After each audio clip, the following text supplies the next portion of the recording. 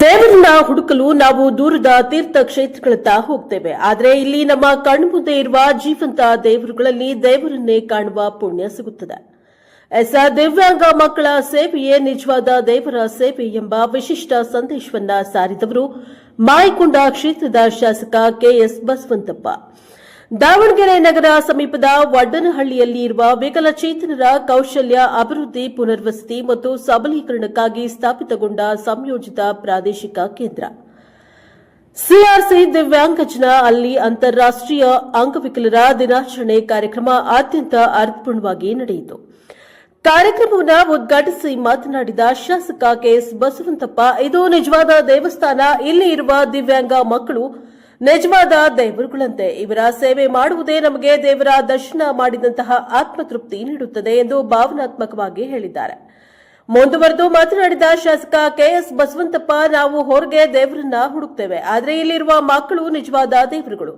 ಇವರ ಸೇವೆ ಮಾಡಿದ್ರೆ ಜೀವನ ಸಾರ್ಥಕವಾಗುತ್ತದೆ. ಇವರಲ್ಲಿರುವ ಶಕ್ತಿ, ಪ್ರಯತ್ನ, ಪ್ರತಿಭೆಗೆ ನಮಗೆ ಪಾಠವಾಗಬೇಕು. ಅಂಗವಿಕಲ ಮಕ್ಕಳು ದೌರ್ಬಲ್ಯದ ನಡುವೆಯೂ ಅದಮ್ಯ ಮನೋಬಲ ಹೊಂದಿದ್ದಾರೆ. ಅವರ ಪ್ರತಿಭೆಗಳನ್ನು ಗುರುತಿಸಿ ಪ್ರೋತ್ಸಾಹ ನೀಡಿದರೆ ಸಮಾಜದ ಮುಖ್ಯ ವಾಹಿನಿಯಲ್ಲಿ ಅವರು ಶಕ್ತಿಯುತವಾಗಿ ಮುನ್ನಡೆಯಲು ಸಾಧ್ಯ ಎಂದು ಶಾಸಕರು ಹೇಳಿದ್ದಾರೆ.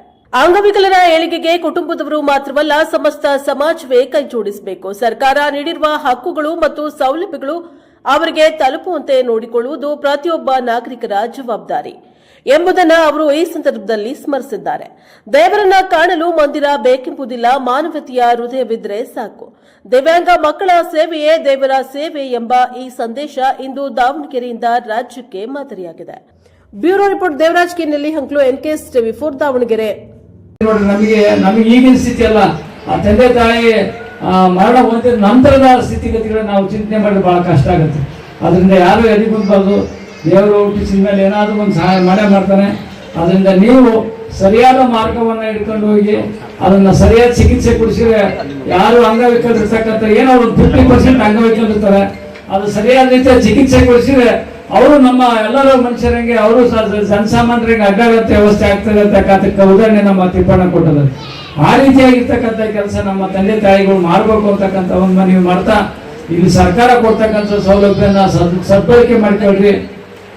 ರಾಜ್ಯ ಸರ್ಕಾರ ಇರ್ಬೋದು, ಕೇಂದ್ರ ಸರ್ಕಾರ ಇರ್ಬೋದು, ಎಲ್ಲಾ ರೀತಿಯ ಸೌಲಭ್ಯಗಳನ್ನು ಕೊಡ್ತಾ ಇದ್ದಾರೆ. ವಿಕಲಚೇತನರಿಗೆ ಇರ್ತಕ್ಕಂಥ ವಿಶೇಷ ಯೋಜನೆಗಳಿದ್ದಾವೆ.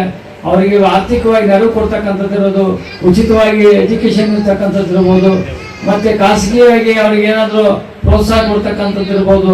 ಈ ರೀತಿಯಾಗಿರ್ತಕ್ಕಂಥ ಎಲ್ಲ ಸೌಲಭ್ಯಗಳನ್ನು ಸರ್ಕಾರಗಳು ಈ ಸಮುದಾಯದ ಜೊತೆಗೆ ಇದೆ ಅಂತಕ್ಕಂಥದ್ದನ್ನು ನಾನು ಹೇಳ್ತಾ, ಅದ್ರ ಜೊತೆಗೆ ಏನು ವಿಕಲಚೇತನ ಮಕ್ಕಳಿಗೆ ಏನು ವೆಹಿಕಲ್ಗಳನ್ನು ಕೊಡ್ತಕ್ಕಂಥದ್ದು ಇರ್ಬೋದು, ಮತ್ತೆ ಬೇರೆ ಬೇರೆ ಸಲಕರಣೆಗಳನ್ನು ಕೊಡ್ತಕ್ಕಂಥದ್ದು ಇರ್ಬೋದು.